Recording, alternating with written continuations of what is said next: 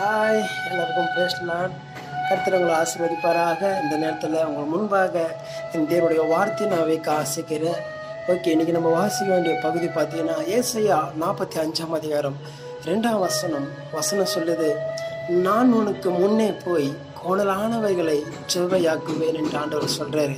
உங்க வாழ்க்கையில எதெல்லாம் சரியில்லாம இருக்குதோ, அதாவது எதெல்லாம் உங்களுக்கு கஷ்டமா தெரியுதோ, ஆண்டவர் சொல்றாரு, நான் முன்னாடி போய் அவைகளை நான் செவ்வையாக்குவேன், அதை நான் நேராக்குவேன், அதை நான் அழகாக்குவேன்ட்டு ஆண்டவர் சொல்றாரு. உங்க வியாதி இருந்தாலும் பரவாயில்ல, அதை நான் சுகப்படுத்துவேன்ட்டு ஆண்டவர் சொல்றாரு. உங்க வேலை ஸ்தலத்துல, உங்க வீட்டு பகுதியில உங்களுக்கு ஏதாச்சும் பிரச்சனையா, நான் முன்னாடி போறேன்ட்டு ஆண்டவர் சொல்றாரு. நான் முன்னாடி போய் அவைகளை நான் செவ்வையாக்குவேன் என்று சொல்றாரு. இதெல்லாம் எப்போ நடக்குன்னா, ஆண்டவர் நோக்கி, ஆண்டவரே நீங்க எனக்கு உதவி செய்யுங்க என்று சொல்லும் போது கர்த்தர் உங்களுக்கு உதவி செய்வார். God bless you. Thank you.